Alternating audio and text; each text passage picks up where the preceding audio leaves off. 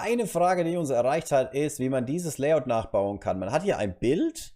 An dem Bild gibt es einen Rahmen außenrum und dann über den Rahmen verläuft hier nochmal was anderes. Ich muss mich ehrlich gesagt ein bisschen zusammennehmen, ob das nicht ein bisschen zu viel Effekt ist. Das ist ein bisschen viel, aber mein Gott.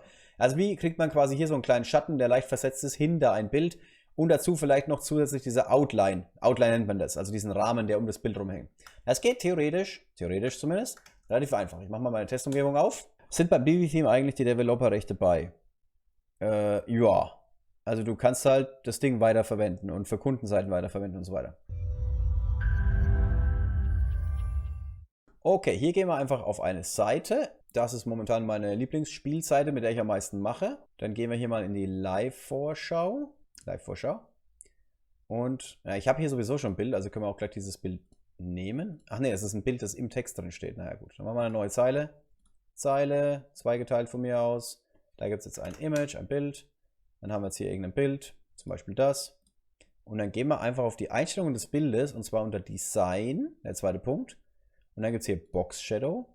Und da gibt es sogar schon fertige Designs. Also man kann zum Beispiel hier sagen, ich hätte gerne das. Und damit hat man das eigentlich schon. Also eigentlich ist es ziemlich einfach.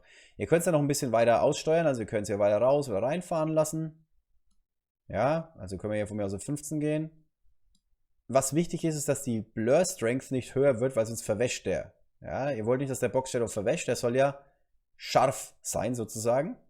Und die Spread Strength ist quasi, da könnt ihr das ganze Ding größer machen. Das würde ich ehrlich gesagt auch auf dem einfach Nullerwert belassen, damit das Ding nicht unendlich weiter wächst. Hier könnt ihr die Farbe festlegen. Ja, es kann rot, orange oder sonst was sein. Also das ist schon mal der erste Teil dieser Anforderung. Und der zweite Teil mit, wenn wir nochmal aufs Bild gucken, mit diesem Rahmen außenrum hier, er lässt sich auf verschiedene Weise erreichen. Wahrscheinlich mit einer Border, relativ einfach, dass man hier sagt, man hat eine Border von einem Pixel. Der kann man dann auch wieder eine Farbe geben, zum Beispiel rot. Und dann müsst ihr jetzt noch, damit die Border sich jetzt von dem Bild quasi abhebt, mit dem Spacing arbeiten und dann hier sagen, ihr möchtet hier von mir aus überall 10 Pixel Padding geben. Und dann, das hat nicht geklappt. Warum klappt das nicht? Okay, der wendet das Spacing falsch an. Er müsste jetzt eigentlich den Abstand zwischen der Border und dem Element selbst verringern oder erhöhen vielmehr. Das macht er hier nicht. Guck mal, ob es bei der Border noch andere Optionen gibt. Also er setzt die Border ans Bild dran, das ist ein bisschen bescheuert. Okay, das kriegt man hier tatsächlich nur mit Tricksen hin. Also mit der Border klappt es leider nicht. Das heißt, wir setzen wieder zurück. Und zwar gibt es da eine CSS-Angabe, die nennt sich, oder mal gucken, ob es die irgendwie in den Options mittlerweile gibt. Outline? Ne, gibt es nicht. Okay. Also, in Advanced könnt ihr jetzt sagen, für das Hauptelement, ihr wollt eine Outline haben. Die ist dann zum Beispiel 1 Pixel Solid und dann F00, dann ist die wieder rot. Dann hängt jetzt um das Element rum eine Outline. Und wenn ihr die jetzt weiter weg haben wollt, dann müsst ihr noch ein Outline, und jetzt war es, glaube ich, Spacing. Ich muss zugeben, das weiß ich nicht mehr. Ja, hier fehlt ein Semikolon. So, Outline minus. Ich weiß nicht, wie die Angabe heißt. Ich glaube, wir hatten es aber hier sogar in den Outline Offset nennt es sich. Genau, Outline minus Offset und dann zum Beispiel 15 Pixel. Und jetzt ist dieser Rahmen, den ihr gebaut habt, 15 Pixel vom Bild weg. Das heißt, wenn wir jetzt das beide miteinander kombinieren wollen, damit wir auf diesen Effekt kommen, dass die Outline in das andere Teil reinfällt, in den Box Shadow, dann würde man jetzt hier irgendwas in der Mitte nehmen. Also, na gut, ich habe jetzt 7,5 Pixel, wäre theoretisch auch möglich. Halbe Pixel sind nicht so die beste Idee, also macht lieber 7 und gebt dann dem Box Shadow entsprechend einen Wert von 14. Dann müsste es theoretisch genau mittig sein, wobei das hier ehrlich gesagt mit 15 besser ausgesehen hat. Es sagt jetzt mein Werkzeugmacher aus Augenmaß. Ja, und natürlich könnt ihr das alles entsprechend erhöhen. Also ihr könnt ja auch 25 draus machen und dann entsprechend bei der Outline, die ihr hier bei Custom CSS eingetragen habt, vielleicht eher so 10 bis 13 oder 12 und schon habt ihr das Ganze ein bisschen vergrößert. Also das ist dieser Effekt, der ist ziemlich schnell nachgebaut. Wenn ihr jetzt auch noch dieses Bild hier oben drüber haben wollt, ja, das ist auch möglich. Da ist wahrscheinlich die leichteste Möglichkeit, aber um ehrlich zu sein, ein zusätzliches Bild einzusetzen. Ja, das ist jetzt wahrscheinlich die einfachste Möglichkeit, um das leicht umzusetzen. Das heißt, ihr würdet jetzt sagen, ihr baut nochmal ein Image.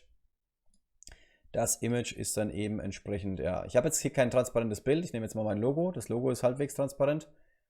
Und dann würden wir das Logo nach oben setzen, dass es zuerst kommt. dem kann man dann einen Z-Index geben. Z-Index, den machen wir jetzt hier mal auf 10. Und dann beim Folgeelement die Margin nach oben, also hier bei der, nicht bei Sizing, sondern bei Spacing, die Margin Top zum Beispiel minus 20 Pixel. Und dadurch rückt jetzt das folgende Element unter das vorherige Element. Ihr seht es hier, glaube ich, ganz gut. Ja, hier sieht man es über den Strich. Der Strich läuft hier quasi hinten an dem Logo vorbei. Und jetzt müsst ihr euch nur vor eurem geistigen Auge vorstellen, dass hier kein Nexttab-Logo hängt, sondern zum Beispiel so ein Blumenzeugs. Und dann kriegt ihr dieses ganze Teil komplett nachgebaut. Also, eure besten Freunde, wie gesagt, wenn ihr hier mal auf Filter und dann Modified Styles geht, seht ihr das nochmal auf einen Blick. Margin nach oben negativ, dadurch sorgt ihr dafür, dass ihr nach oben fahrt. Mit dem Box Shadow könnt ihr dafür sorgen, dass außenrum dieser Rahmen quasi entsteht. Und mit der Outline könnt ihr dafür sorgen, dass dieser dünne angedeutete Rahmen um das Bild rumfährt. Und dann seid ihr auch schon durch und habt diesen Effekt hier ganz einfach nachgebaut mit fast alles Mittel, die es bei Diviso schon gibt, also gar kein Problem. Die Farbcolors müsst ihr hier entsprechend anpassen, also von mir aus FF0, dann habt ihr halt, naja, grün, Gelb meine ich viel mehr. Da müsst ihr ein bisschen durchprobieren, bis ihr die Farbe bekommt, die ihr haben wollt. Dazu geht ihr einfach auf irgendeine Seite, wo ihr Hexcodes in Farben umwandeln könnt. Und das war's dann auch schon. Und somit habt ihr den neuen Bildeffekt erstellt.